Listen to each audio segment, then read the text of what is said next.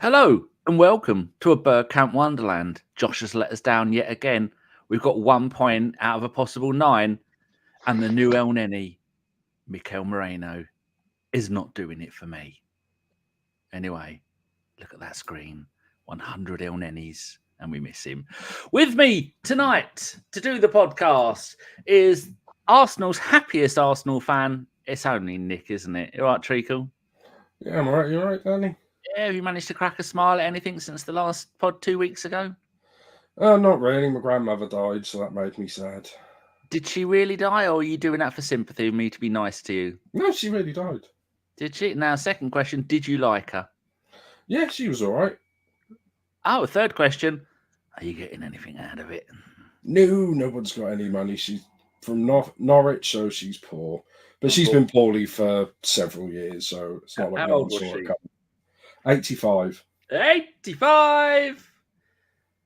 Good. That's not a bad number to get to. That was a bad number for her. She died. It is an unlucky. It is indeed. If your nan's ever at the bingo and 85 comes up, she is going to worry. Heavenly bingo. So they leave us all the time. They all bugger off too soon.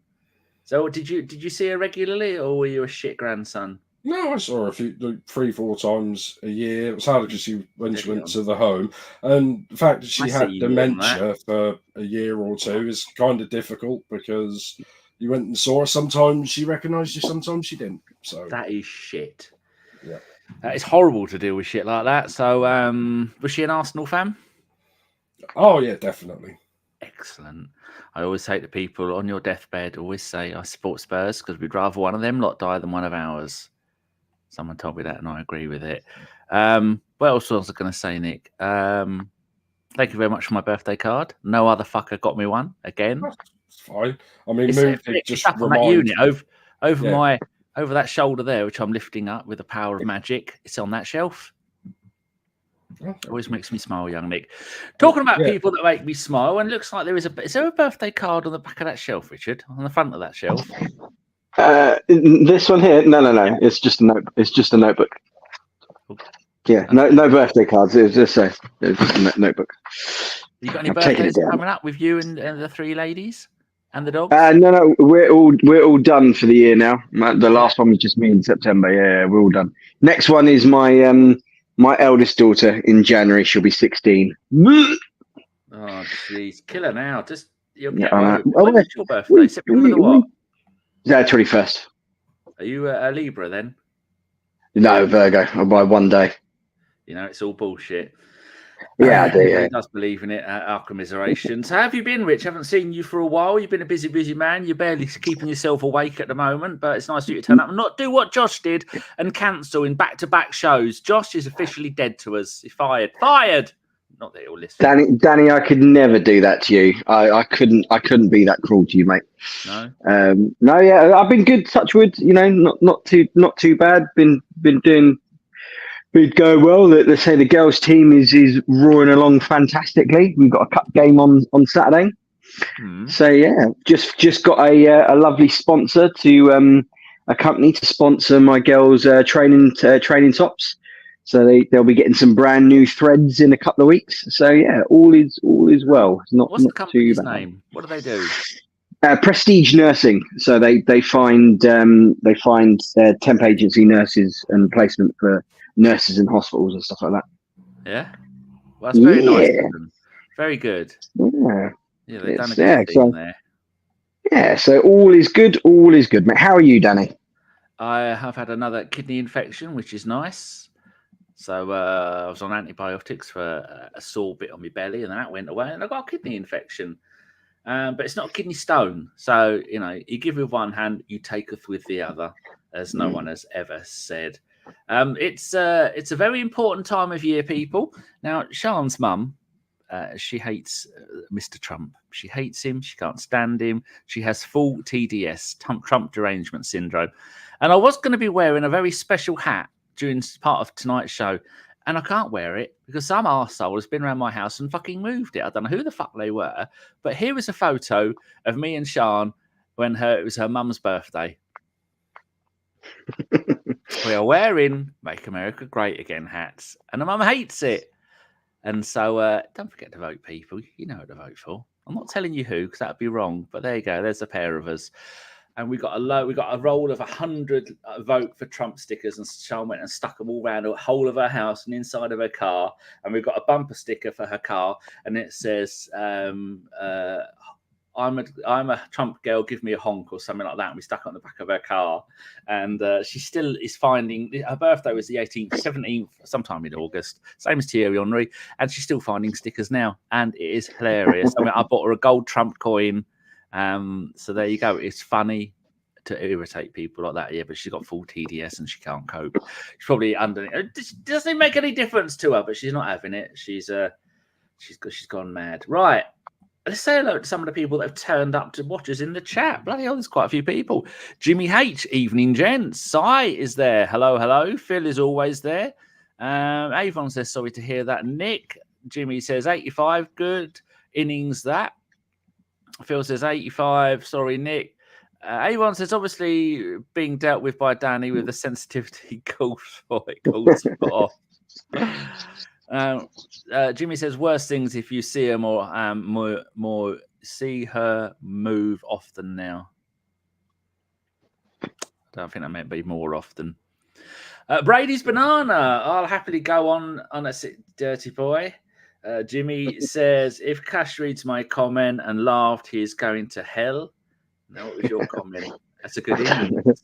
He said 85 good innings. I don't know what that means. Oh, Bulgaria Drago is here. Oi, time to stick together. Still believe this is our year.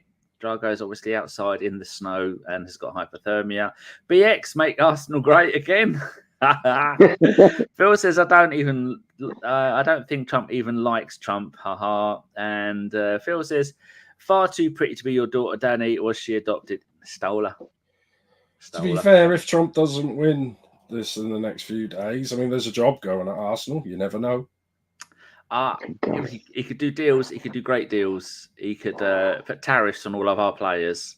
Not sure how that would work. Right, as usual, I say as usual, for the second time in a row, I've actually made notes. So we're going to start with the Newcastle game. Richard, lost again, 1-0 in a game we dominated just like last season. 10 shots at goal, only 1 on target, 63% possession, 64% pass accuracy. Why isn't this working? Should we shoot more? Was that the old?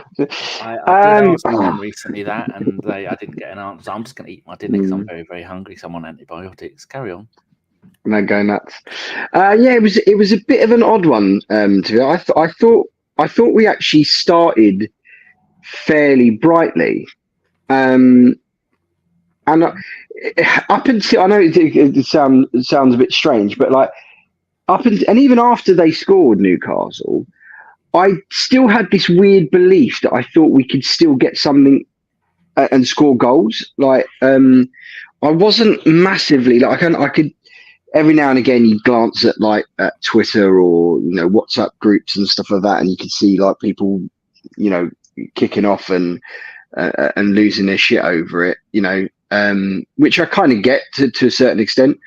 But I was fairly calm about it. It seemed like, but I had like a nagging thing in my brain that something was off about the whole team. The amount of like misplaced passes and miscontrolled balls and stuff like that. And, to sum out how collectively we were off. And I don't know if that was like a preparation thing or, how we trained before or something like that, or just something that happened on that day. But you look at like Declan Rice's set piece all season and last season, his set piece delivery was absolutely on point, has been absolutely fantastic. He took two corners in that game. We had 6 corners. Rice took 2 corners, Trossard 2, Saka took 1, and Nelly took 1. There's no stats for the free kicks, but the corners. Yeah, he took quite. Even the free kicks, like he lamped one straight in Anthony Gordon's big schnoz. Like it was literally his deliveries were terrible, and it was so unlike him. And I thought it was very much unlike us, that performance. It was not a great performance, you know. And I think it's a kind of a performance that's been almost been coming home to roost, in the sense of, you know, what with all the absolutely ridiculous injuries we've been having in defence, you know, even offensively, when you think of, you know, Martinelli come back injured from Brazil, Saka was injured and missed games after getting injured with England. The whole Martin Odegaard thing, the fact that, you know, we had to wait a month and a half for Mikel Merino and stuff like that, and the fact that we've had to chop and change, and almost kind of in every single game rob Peter to pay Paul, and we've not. I don't feel like we've at all been able to get a consistent run of games where we're able to garner some fluidity and, you know, get a base level out of how we're playing. And I think today, like the Newcastle game, felt like the kind of, you know, like the culmination of all that crappiness kind of all coming to an head, kind of thing. It's one of the weird things now where I'm kind of, I know, I don't know if it was pre-show or top of the show that you said about, you know, the international break and that. There's a little bit me that I'm kind of hoping for the international break. We said that for the last two international breaks. This will be a time to get players back, but they're just not coming back. Nick, your thoughts on the game? Luckily, I was out on Saturday. Me and Sean went out to Cambridge, and I was being horrible. I tell you, do you want to hear something funny? Go on then. We were sitting outside Cafe Nero, opposite King's College in Cambridge. It's light drizzle.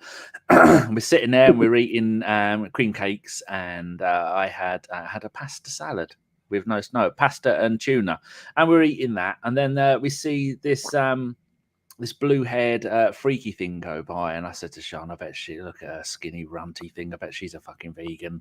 And then Sean had a sausage roll, and I said, we can test her by throwing a sausage roll at her, and she'd go, "Oh, get that away from me!" And the second I said that, someone had walked past with their dog, and their dog had started sniffing me. This all happened at the same time. The poor person pulled their dog away from me and went, "Oh, sorry." I went, no, I was on about throwing a sausage roll at that vegan.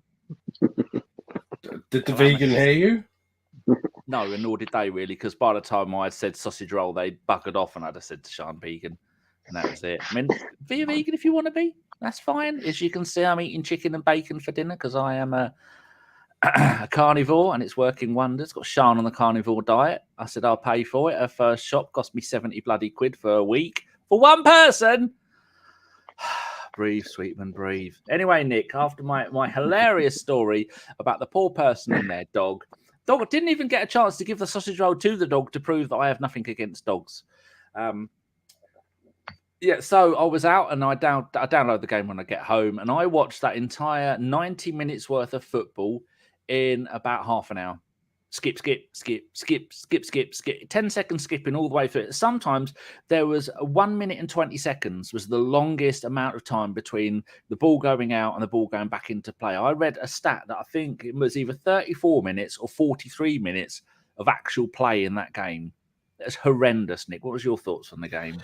Yeah, I mean, I only got up to about just the start of the second half, and we had to go out, and yeah, from what I saw, it's just the game never really got going after their goal. There was a lot of time wasting from them. I mean, was it Bruno Guimaraes? I mean, he was on the floor so much, and I'm like, I'm surprised he didn't die. Yeah, that's like Havertz said that. I said, is he on the floor again? And I was like, yep. And it's weird because the last few seasons they've tried to stop all this time wasting and stuff, but they just went back to old school stuff, and I don't know, it's just really weird. I mean, I got to the point where even the referee was time wasting. One bit I saw with him is where he wanted to talk to one of our players, and he was like, "Oh, you come here." So the player walked over to him, and then he ran backwards for about 10 seconds, and he was like, "Come here." And so he walked up to him, and he did it again. I'm like, why are you telling him to come to you? You're walking away from him.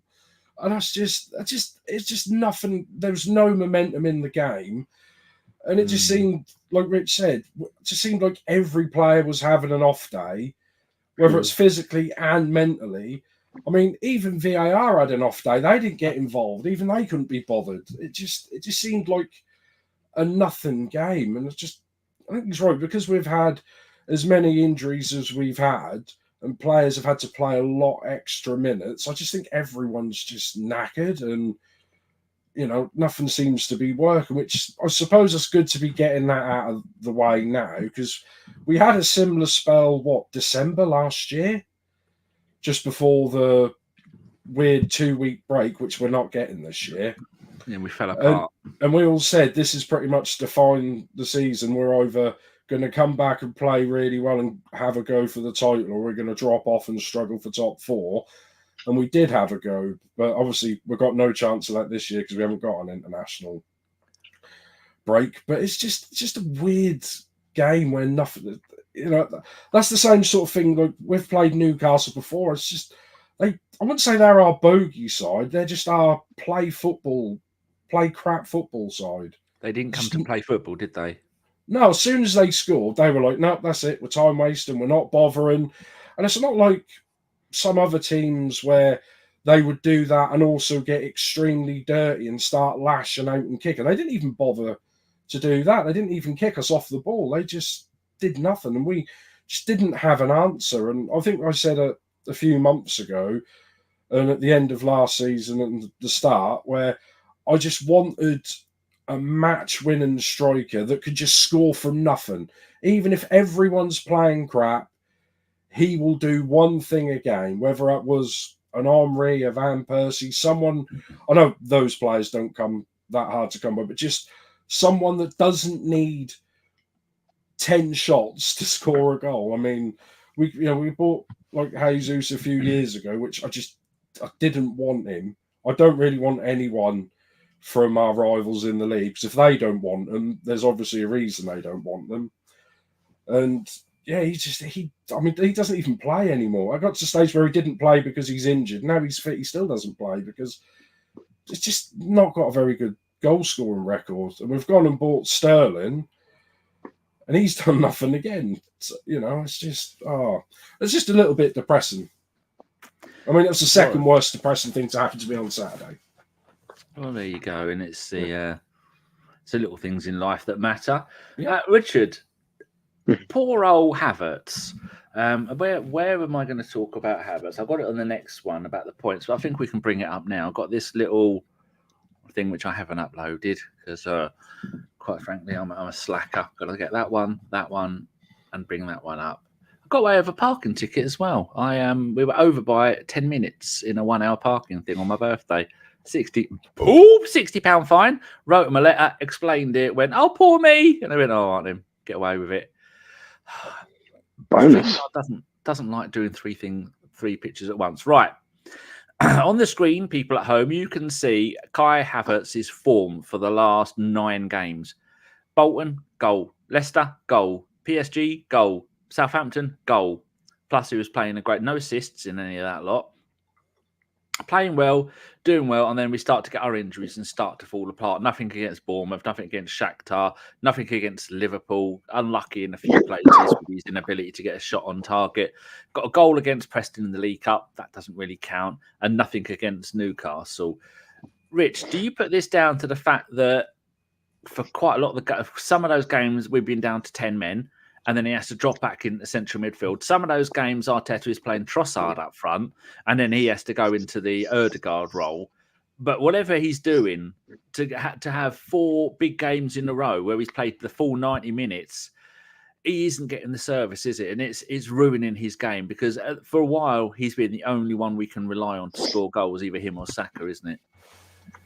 Yeah, I think that, well, in the Bournemouth game, obviously losing Saliba to a red card was, would have been impacted his output anyway, because he would have had to drop deeper and to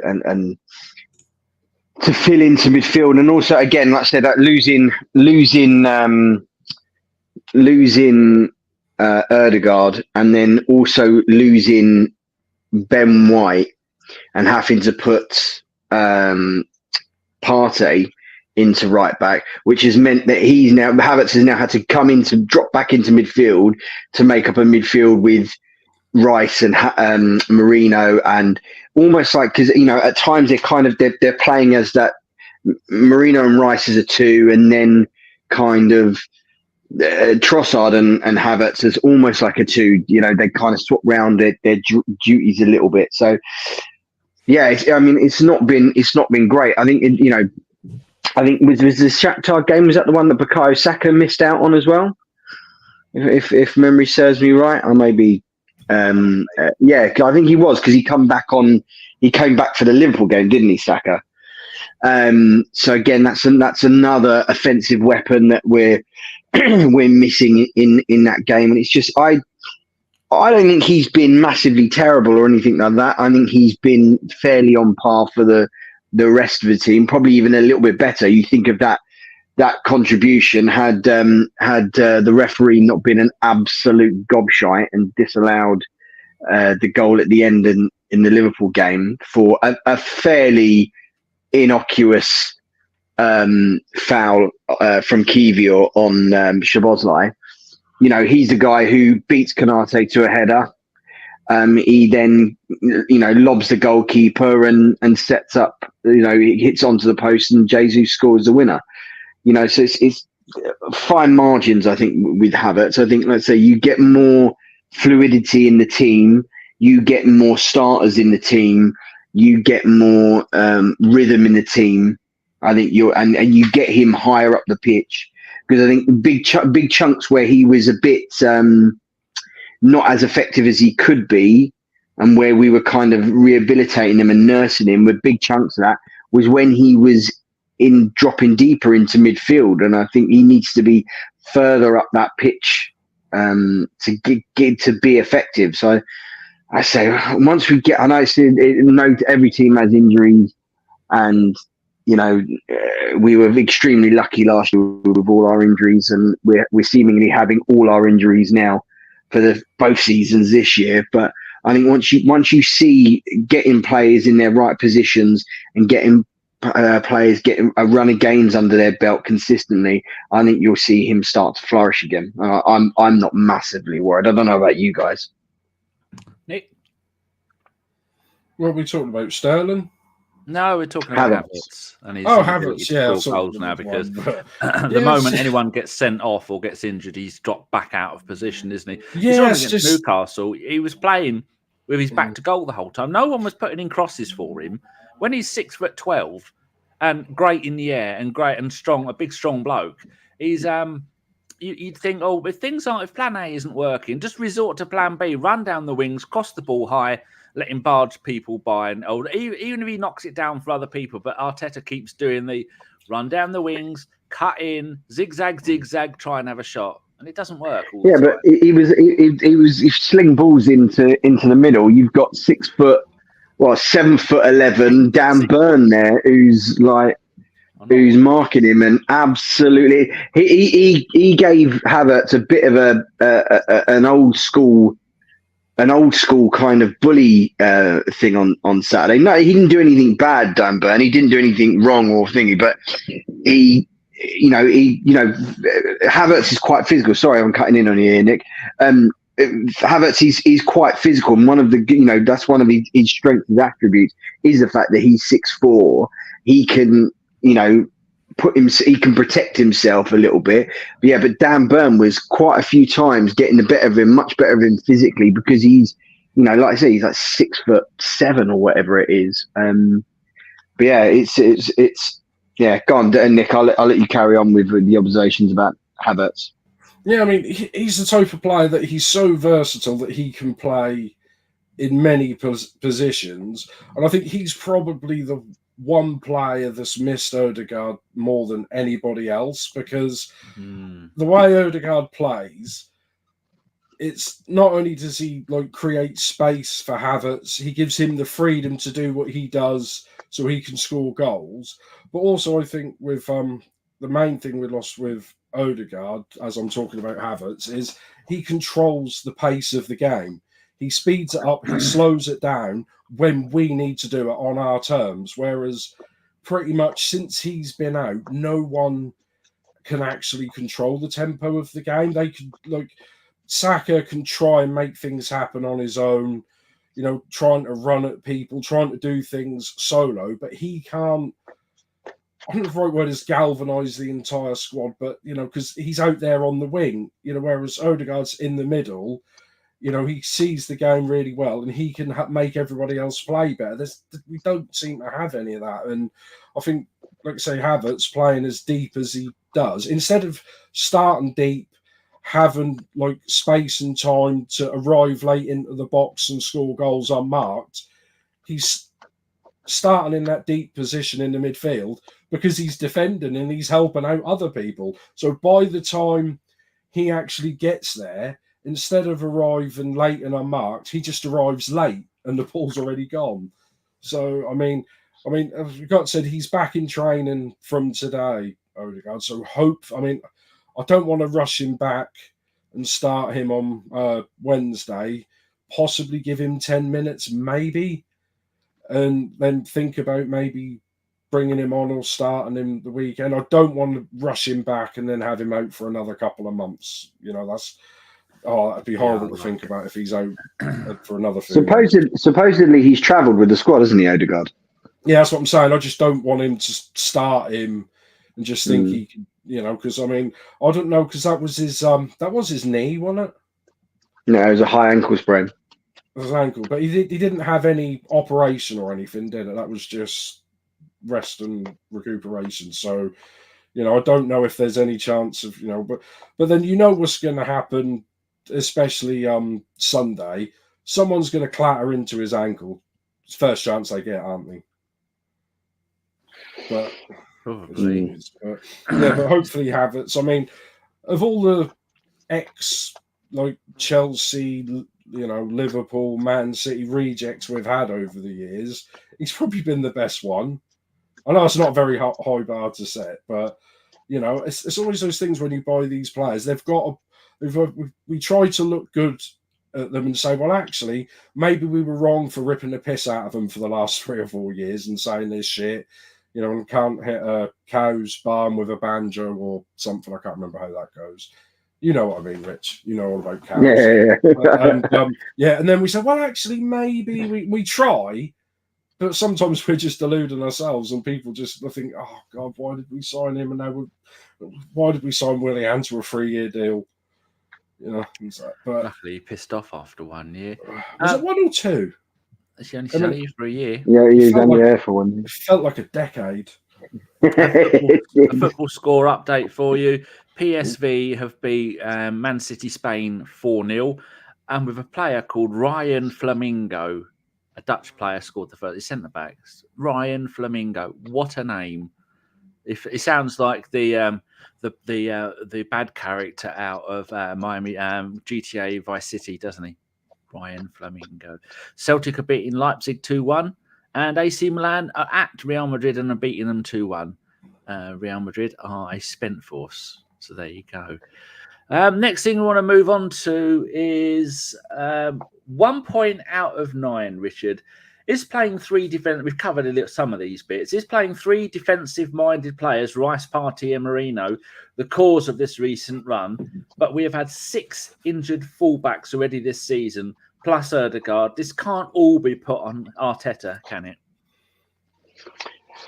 No, I wouldn't say so. I'm sure there would be people who would argue that case. I wouldn't say so. Like I said, again, as I said, my little kind of mini rant at the top of the show about that lack of fluidity, the fact that we're all these silly bloody injuries and suspensions. You know, our game, the way Arteta plays is for the most part fairly pragmatic, even though, you know, the last 2 seasons, we scored more goals than we've ever scored.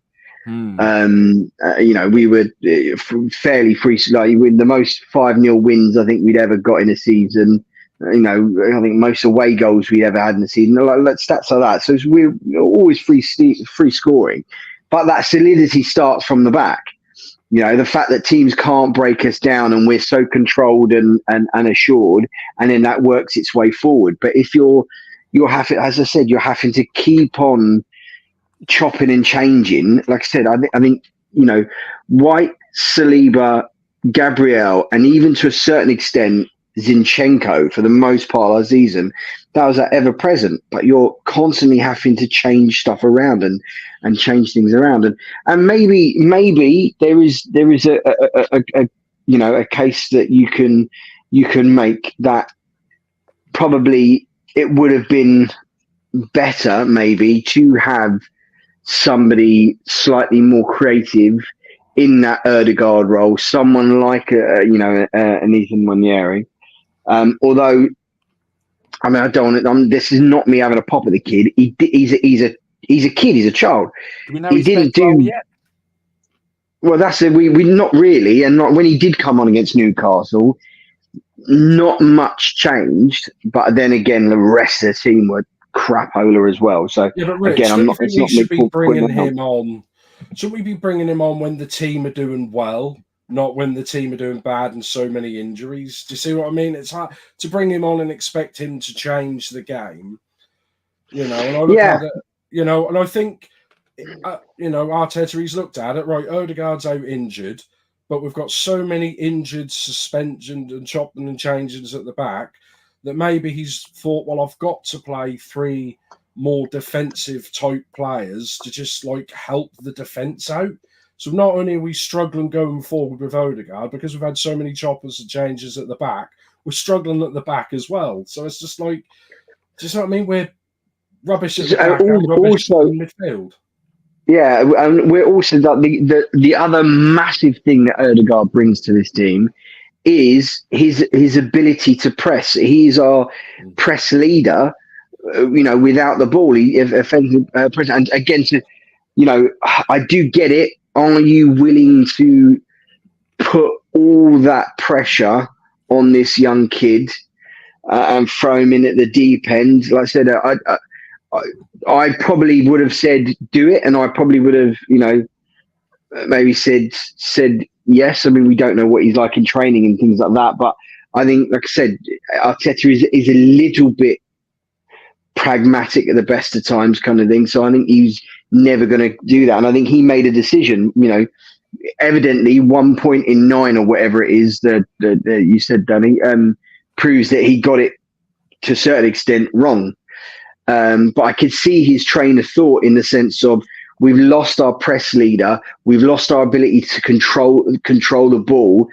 So rather than putting all this onto Nwaneri, because obviously we've loaned out Vieira, we've sold Smith Rowe.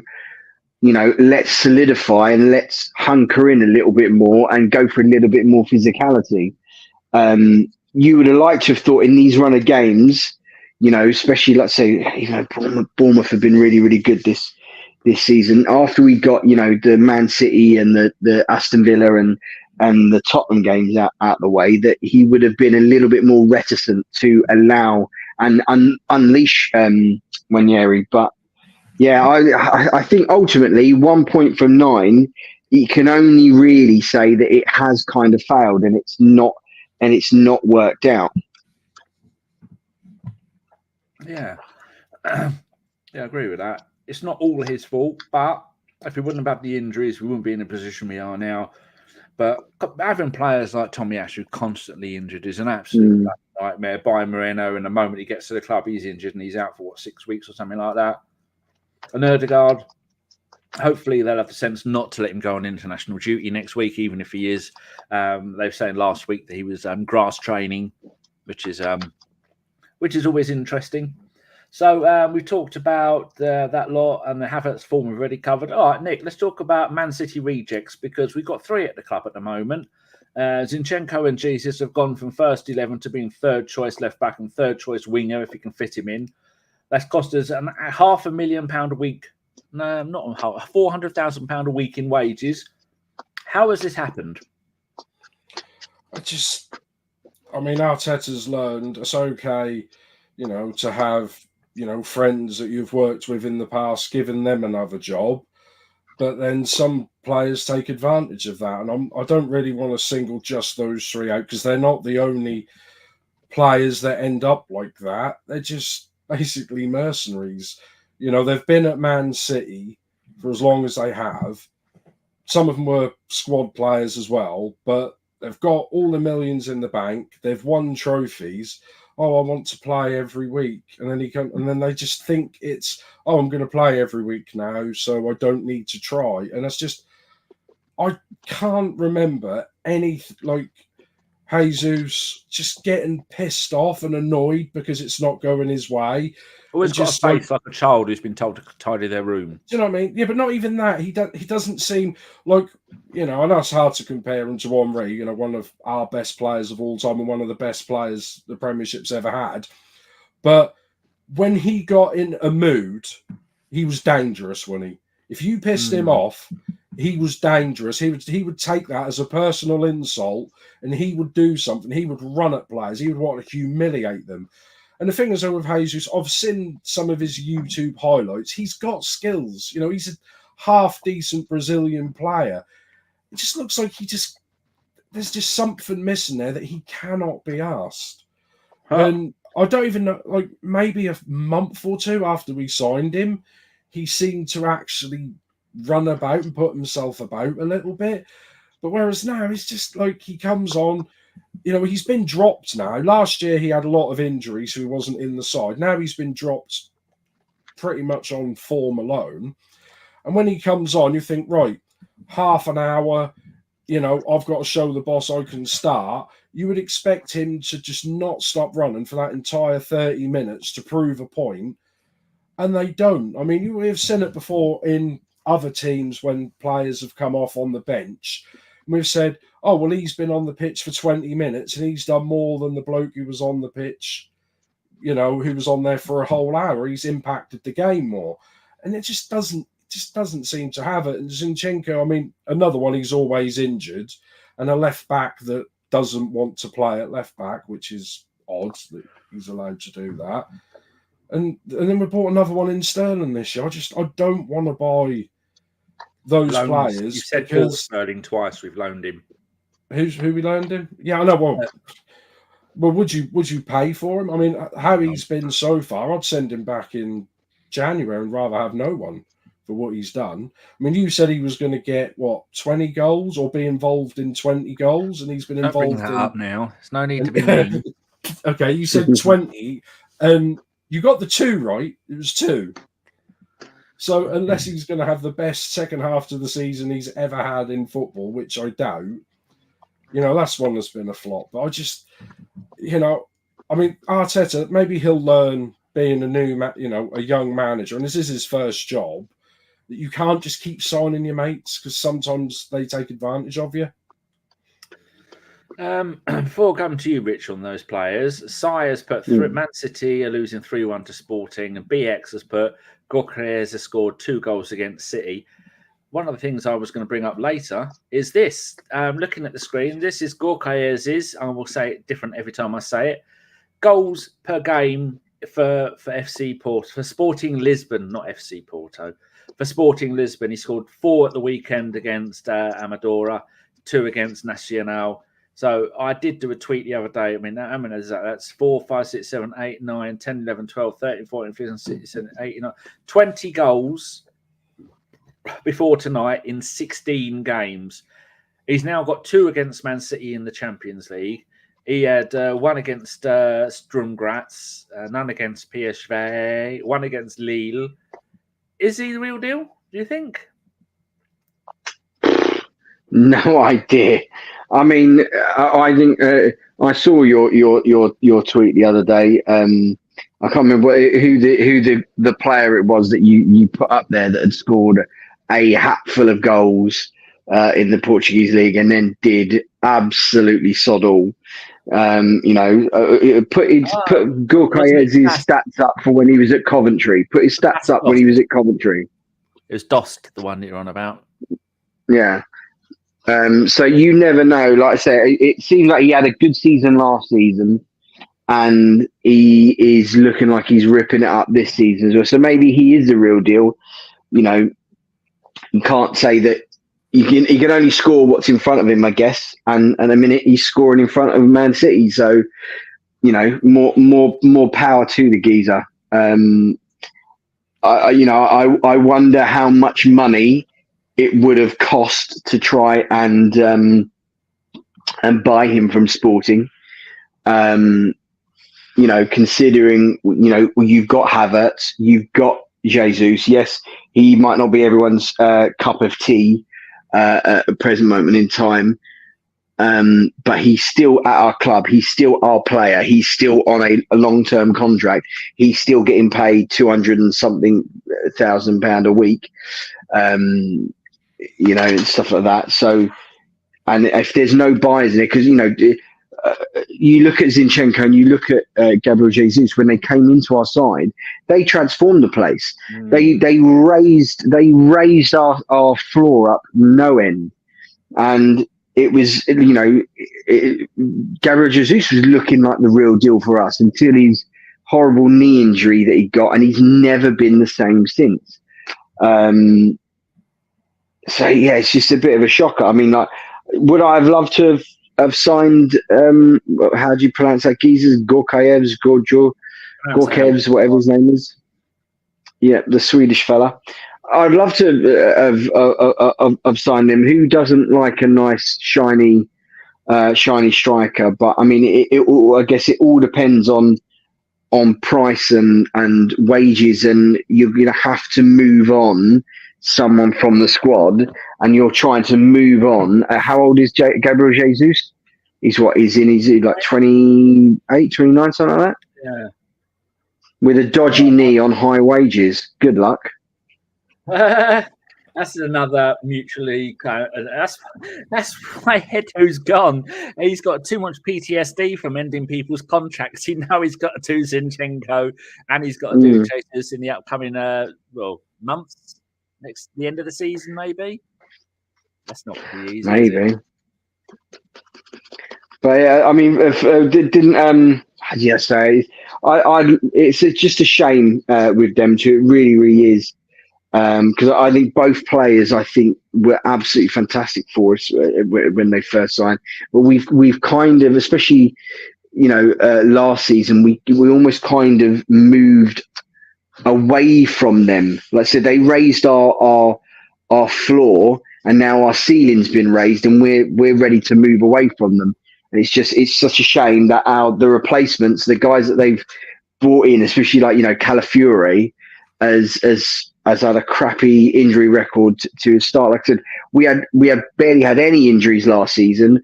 We're getting all the injuries, this season. So it's a bit of an off one. But like I said, would you guys have signed that Swedish fella?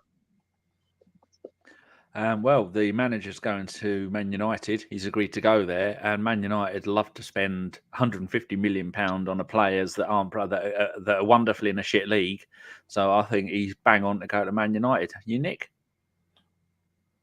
I wouldn't surprise me. I think they need a striker, and if he's got that connection, you would say that probably happened. But to be honest, I don't know who he is. I don't watch hardly any European football. I've only had my dodgy Fire Stick this year and watched like 2 extra Champions League games. That's it. Phil says he read on Twitter today that Isaac to Arsenal for 120 million. Nope. And Jesus to Newcastle, 55 million. He's been on the crack again. He'd have to go around and that's Twitter and things like that. I mean, what was it? Tierney's been going to Newcastle every summer for about since we signed him. There's just so much stuff that keeps getting said, but that's why I say just ignore it until it happens. And you can't expect the football manager brigade to get upset when we don't sign a player, because we could have signed this player a few seasons ago. We'd have probably had to pay more than whoever did, because you get the big club tax, don't you? So we wouldn't have had to pay. Went to Coventry. Yeah, we wouldn't have Brighton to go to Coventry. Yeah, I know. What I'm saying is, if that's $1.5 million, if Arsenal want, and that's $10.5 million at minimum, and then they want more money, you could sign him, and he could be crap. And he might have needed to go where he did and play with who he played with, and under certain managers to get as good as he has done. Yeah. We've had it where players have gone from clubs, been crap, gone to somewhere else, and just absolutely flourished. So, what's that? if my aunt was my uncle, they'd have tits or something. I can't remember how this goes. My puns are not working very well today. Maybe consider retiring from them. I should do, especially in the modern world we're in with all this stuff. So, yes. Right, next thing I want to talk about. I was going to talk about Sterling and his 333 minutes for the Arsenal so far, but I think we have kind of covered that. Rich, what do you make of the whole Edu situation? I've made some notes here. Edu has gone to be I think the word is going to end up being global manager of Evangelos Marikanakis, his empire of dirt. Forest, Olympiacos, and Portuguese club Rio Ave shut on the Arsenal. At the end of the 04-05 season, his contract expired. Wenger wanted him to stay, but he wanted to go off and get a big payday. So he fucked off to Valencia, broke his leg after 6 games, and in the space of the next 4 seasons, he only played 50 La Liga games. And then he went back to Corinthians, the club that Arsenal bought him from, had a couple of seasons there, then retired. His Wikipedia says, March 2011, Corinthians announced that Edu would take over from Machado as the club's director of football. He also assisted Carlos Quezzuez as Iranian national team during the 2014 World Cup. I didn't know that. From 2016 to 2019, he was the general coordinator for the Brazilian national team. So in the space of 7 years there, he's already had 3 or 4 jobs. In July 2019, it was announced that Edu had become Arsenal's first ever technical director. The club's director of football, Raul Senielli, said at the time, "We're very excited that Edu is joining the team. He has great experience and technical football knowledge, and most importantly, is a true Arsenal man." Yeah, he's left us twice now. "He understands the club and that we stand for our millions of fans, legacy fans included, around the world." And in November 2022, Edu was appointed as the first ever sporting director. 2 years later, almost to the day, it was announced that he would be fucking off to Forest to have another senior role at other clubs. Nick's got a statement from the club that he's going to read out in a bit. But Rich, what's your thoughts on the whole situation? Has he been good? Has he been a bit of a shitbag, leaving us twice now to go to somewhere else for more money? I think he has been good for us in the main. Yes, there's a few checks you can kind of mark against his name and things like that. The fact that we maybe haven't sold as well as we could have done, but he also got rid of a lot of deadwood. Did get some money for some players. I think the money he got for Smith Rowe and whatnot. I think he was generally very good for us. I'm sad to see him go. I think he can be replaced. I don't ask me by who, because I've no idea. But I'm more annoyed at the timing of it. I think is what's kind of stuck in my craw a little bit. As you said, as you've read out from his job listings and stuff like that, he is a very single-minded and a very financially driven and let's say driven person, and he will go what is best to suit for him. Where right, and why not? People can do it in any walk of life and things like that. More power to him. As he keeps going, he's working his way up that footballing ladder. I'm just more annoyed about the timing of this. Why couldn't he wait until the end of the season? Can I ask why you're worried about that, Rich? The timing thing, because in my opinion, if you say wait till the end of the season, surely that's his busiest time. And if he left at the end of the season, the other guy comes in, he's got no time to sort out all this stuff. So surely in between transfer windows is the best time for someone like that to go. I suppose so, but he can do whatever he does now, but then we can then get someone in post and in place whilst he's in that job and get that smooth transition and going. Literally they overlap each other and boom, boom, boom. There you go. Yeah, maybe kept it secret to get someone in. Yeah, a little bit like that, and also the fact that we're in a bit of a sticky spell it's just another kind of thing for all the clickbait monsters to kind of drive in against us and kind of, you know, make more rage click pieces for people to fuel the fire and the Arteta out agenda and stuff like that. So it's that I think that's what I'm, let's say, more annoyed about more than anything else. Like I said, I think he's done a good job, but I think I don't think he's been so great that he's not replaceable. Yeah, I mean, I don't know if Danny knows this. He might have done his homework, because I don't know. Can you name our last 3 sporting directors or whatever you would call them at Arsenal? We've not had any. Yeah. Or whatever. Exactly. So he's the first one we've ever had. So why are we worried if he's the only one we've ever had? I mean, whoever was before that, what was it, like head of recruitment or something? Wasn't it? Unless what was that? Was that Sven Mislintat had something to do with that, or head scout? That was the 3 of them they had, wasn't it? It was Sven Mislintat, Raul Sinyehi, and that idiot Ivan Gazidis, who I never liked. They only bought, and one of those guys only bought players from the Bundesliga, which Danny loved all those players, and the rest. And to be honest, Bundesliga bastards. And then you got people that hang on too long. I mean, if he's been there 5 years, maybe he's, you know, no one's actually slagged each other off, have they? Arsenal haven't had a go at him. He hasn't had a go at Arsenal. So it looks relatively, you know, amicable how it's happened, you know, and they're trying to dig up more into it. I mean, I expect to see, like, in the next few days, pictures of broken cannons in the media and stuff like that. I know Sky have put out about 10 videos. What does this mean? I'm like, nobody knows what this means, really, do we? Someone else gets promoted to his job, or we hire someone to do his job. Or maybe we've decided for, 2 and a bit 2 years of, because what was it?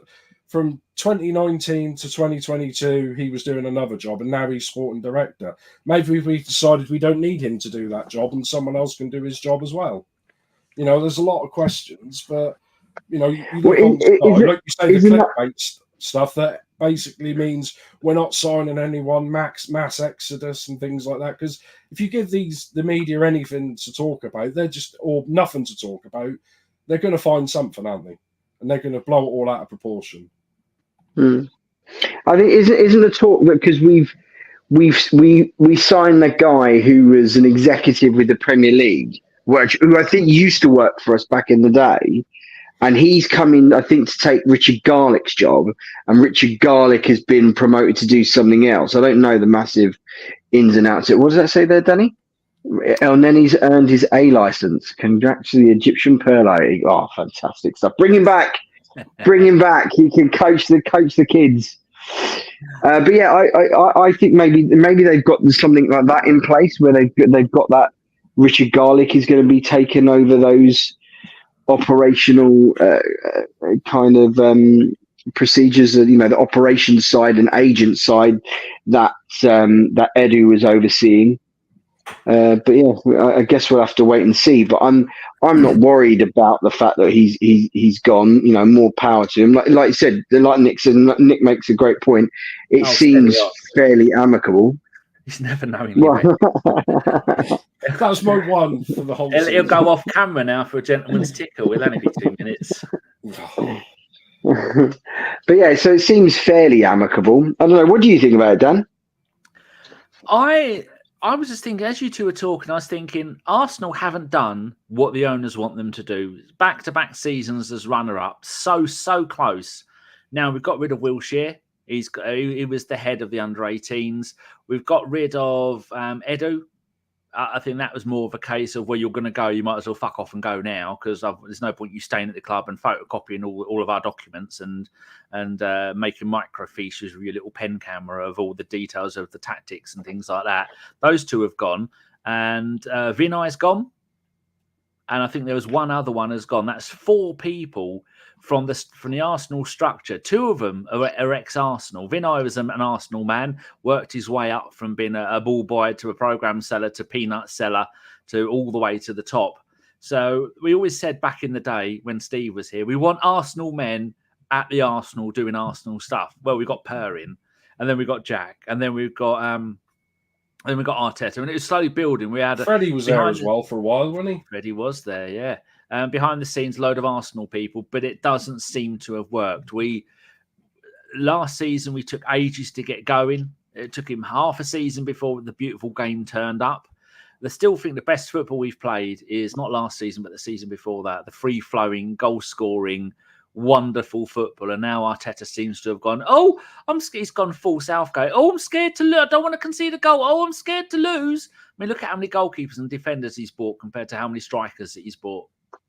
And maybe it could be someone might be thinking, like BX says, Steve Bold was there for ages. He's now managing in Belgium. So maybe someone at the top has gone, right, this isn't working. Maybe Josh Kroenke has said, look, this isn't working. We're static. We're treading water. This season now, we are worse than we were last season. Last season, we were worse than we were the season before that when it comes to playing the beautiful game. We still finished second. It can't be seen as a bad season, but maybe someone's gone, right, we need a shake-up because we have got the best squad of players we've had since the Invincible season. Not as good as the Invincible season, but the best squad of players. We've got full internationals in every position. We've got 3 left backs, 3 right backs. We've got 3 or 4 really good centre backs. We've got Saka, who is a world-class generational talent. We've got Martinelli, who he's like a vampire. Once he gets to the cross section of what he's going to do, he shits his pants and runs away. But up to the crossing section, he's magnificent. We've got Trossard, who is really good as long as you don't start him. Havertz is fantastic. Odegaard is another magnificent talent. And then we've got all Rice and all that lot. So we've got all the players there, but something isn't ticking. And I think maybe someone at the top might be going, right, we're having a cull one way or another. Edu, do you fancy having a job? Edu got a letter from Nottingham Forest that was actually done by Josh Kroenke in Nottingham Forest headed note paper that said, do you want to have a job here? So he's turned up for a job interview and Forest have gone, yes, we did send you a job interview. I'm glad you turned up. Yeah, you can have it. You can have it now. You can be in charge of everything. So maybe it's something along the lines of that. It's just really important who we get in. Like someone in the chat said they love to see, I think, Paolo Maldini come in as the head of. He's never going to come in. He's an AC Milan man. He's a Serie A man. He's not going to come in like that. But who are we going to get and come in? Because that is a very important job. I think the first thing I'd look for when I'm going through the CVs, look at the players they've sold and how much they've sold the players for, because that's what we need. Someone to come in and go, that's a £30 million player. We're going to get £45 million for him. But there again, looking at the way Eddie has been playing for Crystal Palace, I think that he should get a medal for getting any money for that player because he's absolute dog shit. So there you go. That's my answer. Yeah. I mean, I think it depends how you look at it. It could be a good thing. It could turn out to be a bad thing. We'll find out. But, I mean, all I know is we said for years, even before this podcast started at Arsenal, it's the same old people every year, complacent, no ambition, don't want to spend any money, don't want to upset anyone. And, now we are chopping and changing. And like I said, it could be a good thing. I mean, I remember back in the day, people like when United won the treble, and we're like, oh, everything's brilliant. We're on top of the world. And Ferguson and his men were like, right, get rid of all these backroom staff, get all new people in, keep refresh it, keep everyone on their toes, because you can't change the entire squad. It's all right. You can't just sack managers for no reason, when it is doing well. So what can we change? Maybe that. I mean, I think everyone knew we needed a decent striker in the summer, and we didn't get one. And maybe we didn't have one lined up for January either. So, the guys thought, well, we've heard this before. Oh, yeah, I'll find someone. And he doesn't. You think, well, get rid now, get someone in, fresh blood. And maybe he's going to come in and want to make a statement. And he might make a few statement signings in January. But, I don't think anyone's going to come in soon enough to do that. So what's the likelihood, Richard, of us getting somebody in time for the transfer window to maybe move a few things around? Because we do, God knows, we don't need any more defenders or fullbacks. We need someone creative in central midfield, because we've seen the Odegaard being missing and then long-term injury. That has cost us so much. We need someone to possibly come in and cover that, be it a loan or be it a transfer. Is there anybody that can come in and work magic before then? Or do you think they're going to wait until the end of the season to try and get someone in? I think, well, I suppose it depends on how we do in the league up until January. But I mean, historically, I can't think of many deals that we've historically done or big deals that get done in January. Most of the players that you would want to sign, most of the players that you'd want to sign in January, clubs are not going to want to let them go for. They're going to want to pay over the odds because then they've got to replace someone. And, no point getting someone, what's the old saying? You buy cheap, you buy twice, so it's a bit of thing. But I would, in the cause of, if we needed to get somebody, I mean, I would imagine at an elite world-class executive level that we have, that processes are in place. I mean, it's not like, Edu leaves on Friday and it's like, oh shit, everything's gone. We've got the phone's gone, the email's dead, everything. We can't contact. No, there's going to be processes in place. There's going to be people in place. There's going to be, not everything. The buck didn't all kind of like, he wasn't doing it all kind of thing. So I would have no qualms with saying that we would definitely be able to do stuff if need be. Like I said, you've got people like Richard Garlick in place. You've got other people, I wouldn't exactly know all their names and things like that, in place that would be able to oversee these things, even at a temporary level and stuff like that. But I would imagine, depends on when. I don't know if you guys read the reports and stuff like that. I've purposely not really been looking at it because I find journalism these days is literally, it's just all rage baiting. It's all clickbait. Yeah. So, but was this on the cards? Did Arsenal know about this for a while, or is it literally just dropped this week? Because if it's been on the cards for a while and it's only just him announcing now, I would say there's probably a good chance that Arsenal already probably put feelers out and had already kind of started to line up and put the wheels in motion to get the replacement straight away.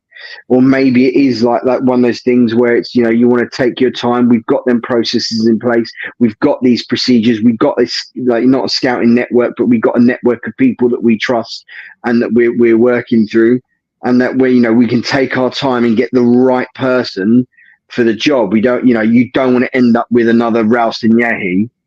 Let's get the right person for the job. Well, we're in a better position now to attract the top people in the world of football than we were when Edu took over. I just think he's a bit of a snidey shit to go and leave us like that. I mean, you're going to do fuck all at Forest. The bloke who owns it, be very careful what I'm saying here, I wouldn't invite him round for tea. Go and have a look at his Wikipedia and he can sue them. The amount of financial shenanigans that Wikipedia are hinting that he is involved in, the amount of legal cases, because he does like to sue people, the amount of stuff that has gone on in the Greek league and with him in general, it's not someone I'd want to have anywhere near my club. And to go there, that club is one stray match away from being a bonfire because it's an absolute fucking nightmare. Rio Ave, rubbish. Olympiacos, well, it's a 2 or 3 team league. Forest, well, they're having a good season for once. They'll just mess up all their signings or something, will make a few dodgy things. He'll sack the manager, get somebody else in, and they'll be back. I wouldn't be surprised. Someone cut this and paste it. I wouldn't be surprised if Forest are back in the Championship within the next 3 or 4 seasons. And then what's Edu going to do? He was head of a club where they got relegated. Or get points deducted for more financial fair play stuff. Very possibly.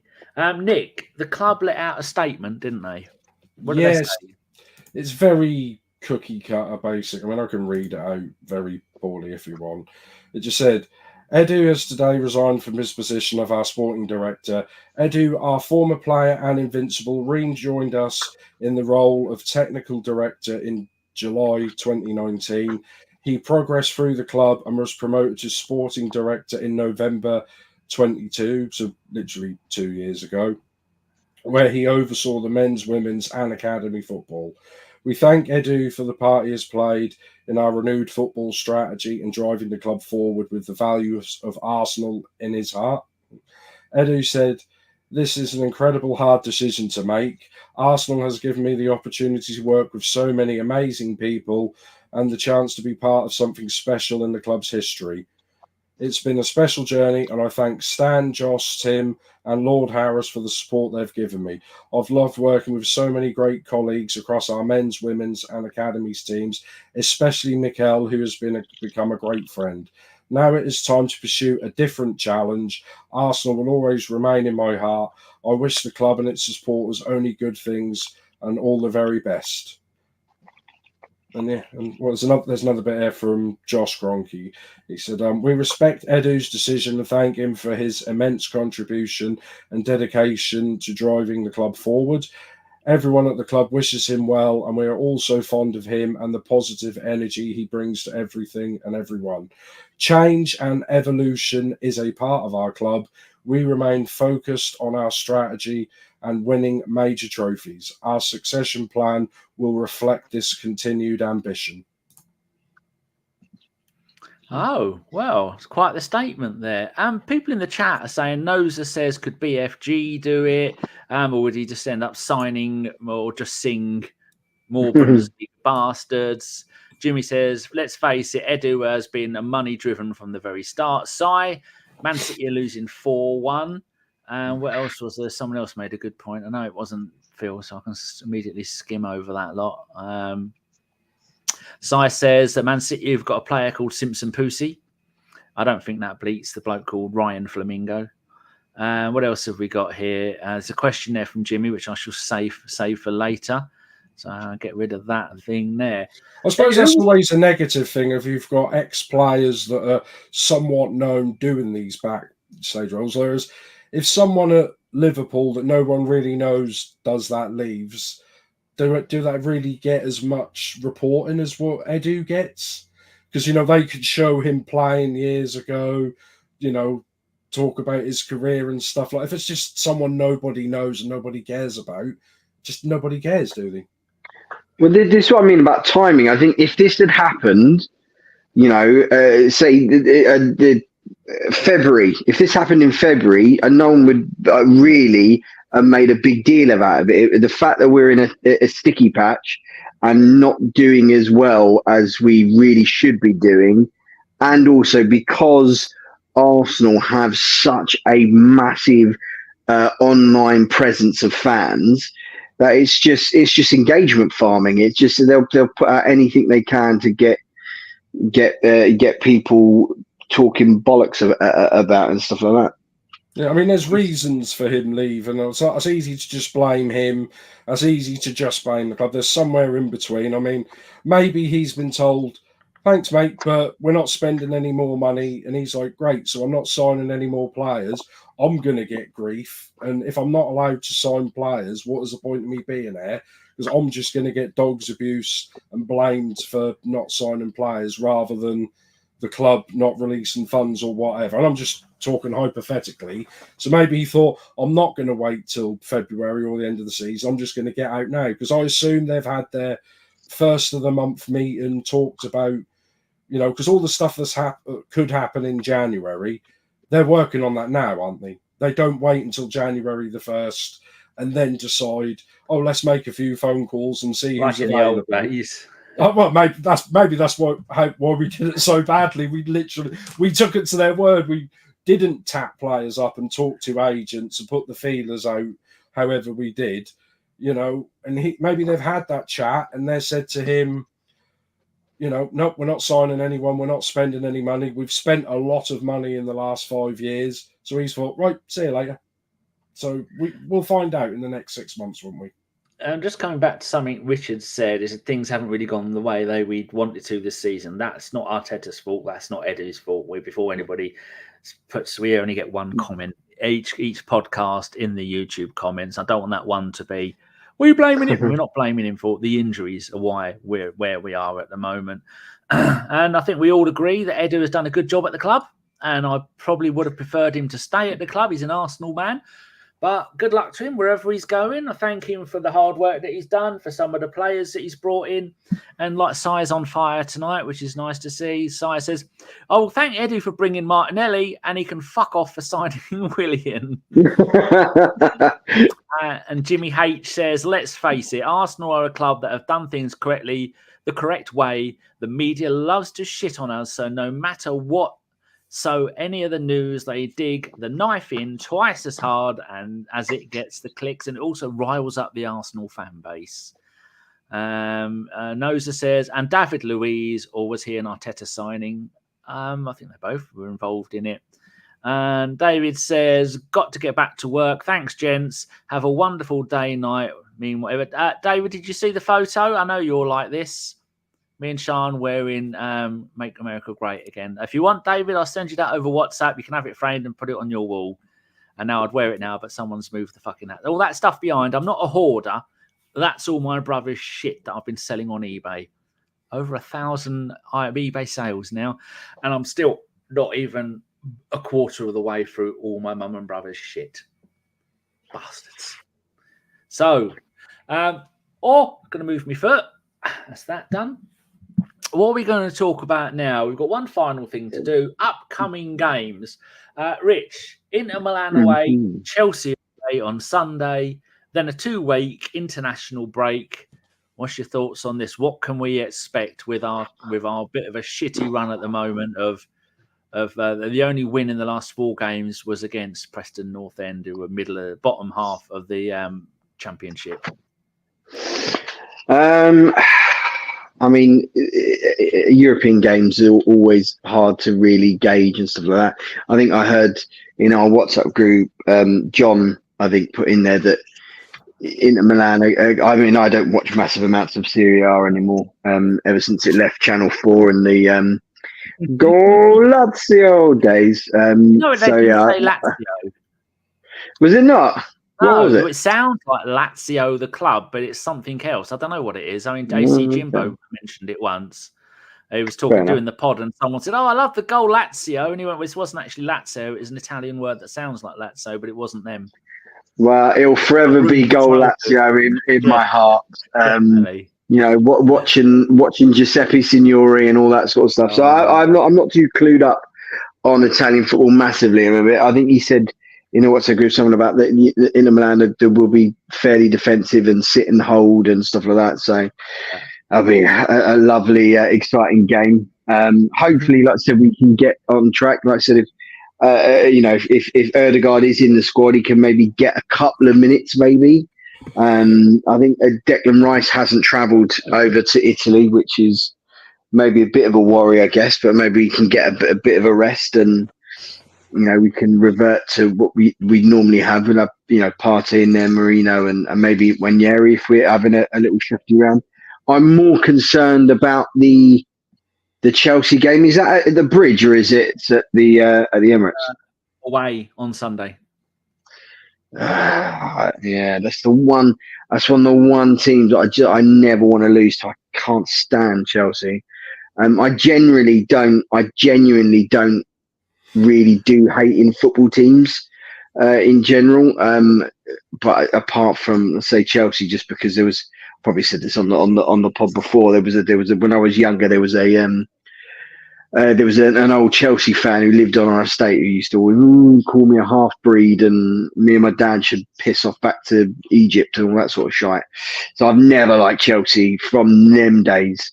I've always hated Chelsea, and I don't want us to come unstuck there and stuff like that. So hopefully we can be a little bit more solid. Like I said, get Odegaard some minutes under his legs, maybe into the Milan game, a couple of minutes, and then to come right in there and hopefully do a job on the dreaded Chelsea.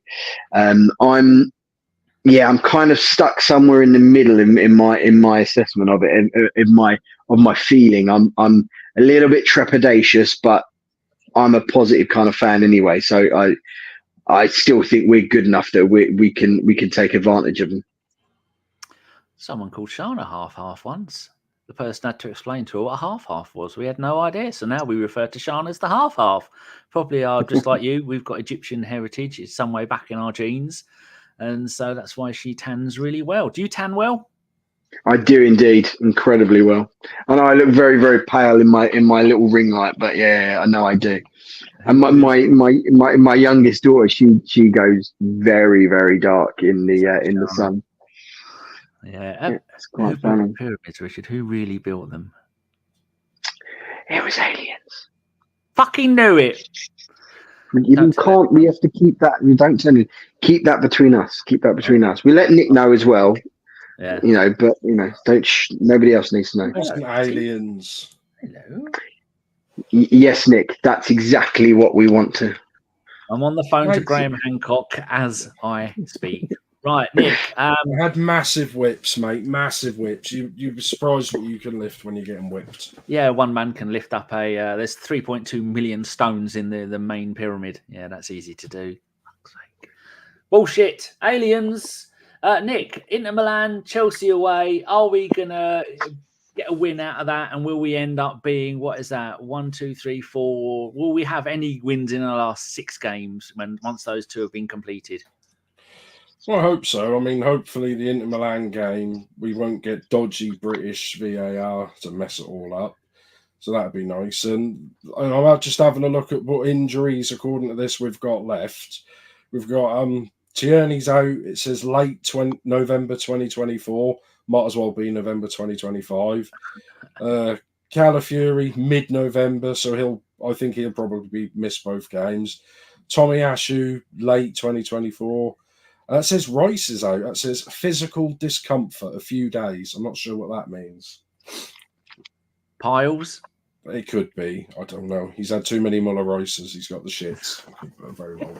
Well, he was like say he was not. He didn't look great against Newcastle. So it makes sense that he's on the injured list and he's missing this game. Yeah, I mean, they've got us down as having playing Jorginho, Partey and Merino. And basically playing away in the Champions League to Italians, I think you'd get away with 3 sort of holding, because I think it's going to be a slower, more tactical game rather than stuff like, I mean, that type of game I think is perfect for Jorginho to start anyway. To be fair, I mean, I know he's been injured as well, but he's another one, but not from Odegaard, where he dictates from attacking midfield, but from defensive midfield, he can control the ball, can't he, in the pace of the game. So, I think he should play a lot more games. But I'd probably maybe leave Rice for the week for Chelsea, and the same as Rich said, get maybe give Odegaard 20 minutes, just give him a run out, so he doesn't, so he gets a little bit match fitness before the Chelsea game. But no, I wouldn't play him in either. You wouldn't play any. Danny. Yes. Danny, where are we in the old Champions League thing? 147th place, which means we qualify, first club ever to actually qualify for the World Cup. So congratulations, everybody. Arsenal are in the World Cup. Or we are 9th out of 36, whatever that means. Okay. Yeah. And it's the top 8, isn't it? It's the top 8 that go through. Yeah.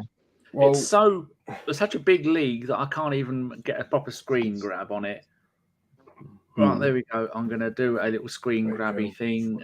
Which is that picture there? Or is it that one there? Oh, it's this Havertz one. Edit it, paste it, then crop it. Here we go. Anyone won the lottery recently? Because I want to leave the country. I want to go and live in somewhere warm. America will do. Portugal at a push. No, I'm in. Well, I heard they're taking in people in America if you vote a certain way. I wouldn't vote for that bloke. It's a little bit off his trolley. Right, no more questions. The only one who could be bothered was Jimmy. So here we go, Rich. The table for you to have a look at on your phone. It's so small, I just realised you won't be able to see anything. Yeah. Villa, after 3 games, Villa and Liverpool at the top with 9 out of 9. Third is Man City, Monaco, Brest, Bayer Leverkusen, Inter Milan, Sporting, and Arsenal and Dynamo Zagreb all on 7 points.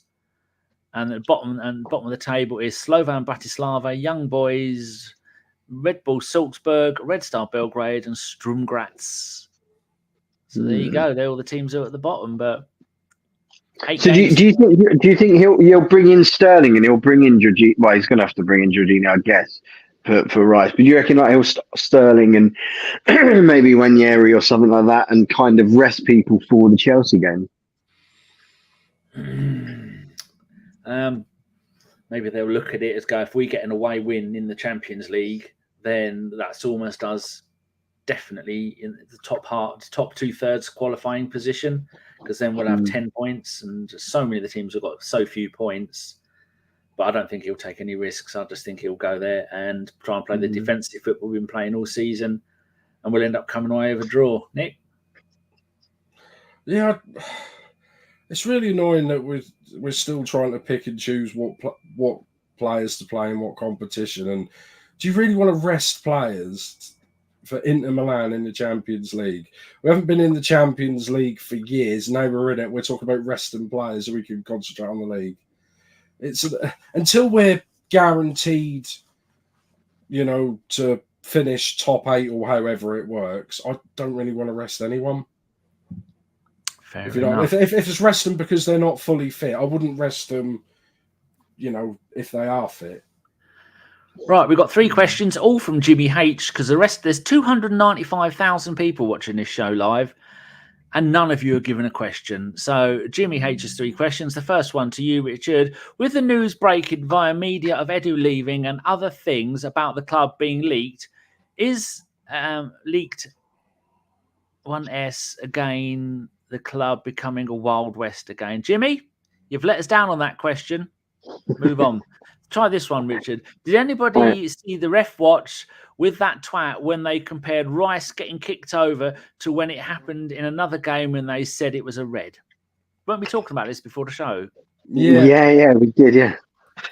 Yeah, it's just, that's what I'm sorry, Rich was talking this one. No. I was just going to say, the geezers read our mind, because I said Nick brought it up before the start of the show. So if people aren't, I'm sure every Arsenal fan is aware of it. But after the Rice yellow card, which led to a red card, and then you had obviously who's that idiot? Is it Dermot Gallagher? He's the one, isn't it? On that ref watch thing, where all the mental gymnastics he had to go through to back up his mate and say that that it was a sending off. And it's especially in this digital age, there's always receipts.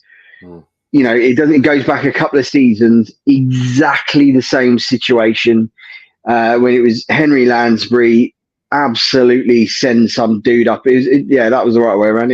Henry Lansbury send some dude up in the air exactly the same way, and on a ref watch, Dermot Gallagher is advocating for Henry Lansbury to be sent off. And it's literally exactly the same carbon. And it's very rare, because sometimes in football, not every 2 thing is alike. So even little things like players kicking the ball away, or a challenge or something like that, there's slight variances. I don't think I've ever seen 2 instances that look so alike in football. And the fact that it just goes to prove that these people on ref watch and stuff like that, it's all bollocks. It's all whatever you think of at the time, and whatever you're going to say to back up your mate and your paymaster, and that is exactly it. It's just clickbaity bullshit that they're saying it, and it annoys me, because I used to watch years ago when they had decent people on Sky. I mean, they might have been a little bit of a prick, but like Keys and Andy Gray, they used to have a show called The Last Word, and they'd talk through on Sunday night through all the decisions, and he'd say it from a player's perspective, not a ref's perspective, and he'd just say this is what he was thinking. Maybe he didn't try to defend him if someone did something stupid. He'd just say heat of the moment he did it. And you'd look forward to that, and you'd think, yeah, I understand that now. You've taught me something that I didn't know, and you've explained it to me in a way that what has happened makes sense. Whereas when I watch these ref watchers, and then you get Howard Webb going on some weird show, sucking off Michael Owen. I think that's what's happening. And it's just, I'm expecting them, when they're talking, to just look directly in the camera, like one of these weird Wayne's World movies where they're like breaking a 4-4 going, see, I've got you. And they're just smirking throughout the lot because they know what they're saying is absolute bollocks.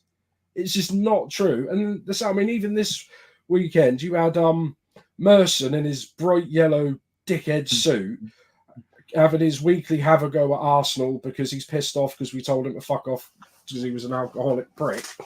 You can't win the league if you lose to Bournemouth. You can't win the league if you lose to Bournemouth. They're out. It's over. And then he's doing the thing game. And then who loses to Bournemouth? Man City. Oh, backpedaling much, you prick.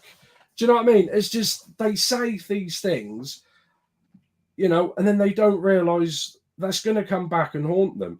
I mean, they're trying to get Gary Neville. He still keeps saying, "I'm sticking Arsenal are going to win the league," and he does a little interview thing, and he says, "Well, why am I going to now change my mind? What does that do? I said at the start of the season I think this team will win it with all the info I had.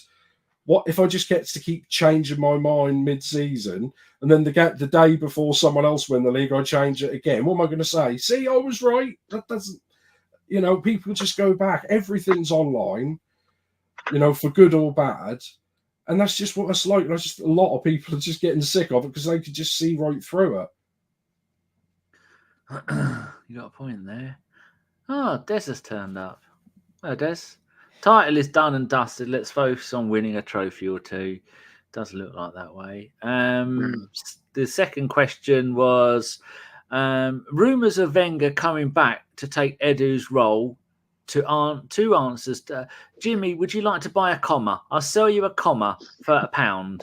Roll. 2 answers to that. 1, no fucking chance. 2, biggest fuck up the club could make. Rich, any chance of Wenger coming back to do that role, short term or long term? No, you'd be silly to do that. As much as I love Arsene, no, it's a job that he's never done before, and he's been out. Apart from doing the FIFA stuff, he's been pretty much out of the game. I think he's just been starting up a new FIFA spearhead of something, some organisation or committee thing. So he's going to be a very busy man. So no, I think that would be a terrible idea. I would not go for that at all. I mean, if he was ever short of a few quid and he wasn't doing anything with FIFA, I'd love for him to come back as in an ambassadorial role. But no, it's fine. Let him come up with automatic offside and other innovations to test out at the grassroots level. Yeah, more bullshit. Rich, Nick, do you agree with Richard? Yeah, it's just, like I said, it's just made up stuff for clicks and stuff like that. I mean, to be fair, the spirit of Wenger was at the Newcastle game on at the weekend with Arteta and his giant sleeping bag coat. So that's the closest we're ever going to get to Wenger. I mean, I'm pretty sure he was offered something to stay, but he said he wanted a clean break because he couldn't not interfere. I mean, you hear things like apparently Ferguson at United a few times has found his way down to the dressing room at half time and gone in there shouting at players before the managers got there. You can't do that, can you? Yes, I don't want him anywhere near the club anyway. So we can come and watch. Yeah, he could come and watch, but pays for a ticket, obviously. He's too busy bum licking UEFA. Avon says, should Trossard be benched? I say yes. Rich? Yep. Yeah, I agree. Yep. Nick? Probably because he's always better coming off the bench than starting. I don't know why. Yeah. Formerly knows it says, who do the British media hate the most? Max Verstappen or the Arsenal, Rich? It's the Arsenal. Yeah, I say the Absolutely. Arsenal. It's probably Arsenal. Give up on F1 ages ago. Yeah, it's loaded. Well, it's got good. I mean, magnificent performance from Max at the weekend, but it's a shame I wanted Leandro to win the title. because I hate Max and I hate Lewis. I'd like them to see them crash into each other and both never race again. A bit harsh. Oh, fuck a pair of them. We only win. And Vettel. We only win because we got the best car. If we don't have the best car, we're going to scream and go, it's not fair. I ain't got the best car. Yeah, don't get me started on Formula One. The only reason he won all them titles is because he had the best car. Stick anyone else in that car, they'd beaten him. That tit Lewis. Just like Vettel. Vettel only won 4 in a row because he had by far the greatest car. To be fair, that's anyone who's ever won the F1 has had the best car. Pretty much. I mean, the big, I know don't get too deep in it, but the big gulf between Max and Perez kind of showcases, say, how good a driver he is, kind of thing. As much as I can't stand the geezer, I absolutely despise him, and Red Bull can't stand either of them. But you look at how outperforming he is of his, because normally normally the teammates because the car's fairly similar, they're normally close together, aren't they? Either 1 or 2 and 2 and 3 and blah blah blah. But the gulf between them two. Bottas, when he was Lewis's teammate, Bottas was finishing runner-up in the title. Bottas couldn't even finish a race now. That's how shit a driver he was and how good that car was. I mean, Perez is just a fucking joke of a. He's like the Mexican Lance Stroll. Jimmy says, Jimmy says, with media breaking the Edu news and other bits from the club, is the club becoming the Wild West again? No, of course it's not. Wild West? I'll have no cowboys here. No, it says Lando has the best car and he's Spurs, is it? Well, no, I think Ferrari have got the best car at the moment. Yeah, I think after the big winter break, they've got some stuff. They've been to Lego, bought some bits, stuck them on, and now it's winning. Right, that's it. We are all done. It's 1 hour and 31 minutes. Richard only gives us an hour and a half because he's probably been up since 6 a.m. saving lives. Oh, that's a hiccup. So, Nick, thank you very much for joining us. You have been average. I can hear fireworks outside. Probably because remember the 5th of November. Oh, it's today fireworks night. I did wonder why I could hear them when I didn't wake up. I'm weeing every 3 hours again now, back on the carnivore. Sean was back for a few days, so I was eating stuff I shouldn't be eating. So I'm headed towards ketosis, baby. Let's go. Richard, you've been wonderful as always. So much better than Nick. I wouldn't go that far, but thank you very much. It's been a pleasure to be on here. Thanks for having me. Excellent. And remember, people, it's very important that you do go out and vote. Not that's Jesus. Go out and vote. Not necessarily for that long, but, just go out and vote. And we will see you later. Fuck knows when the next show will be. Josh will probably go, yeah, I'm doing it. Oh, no, I can't do it.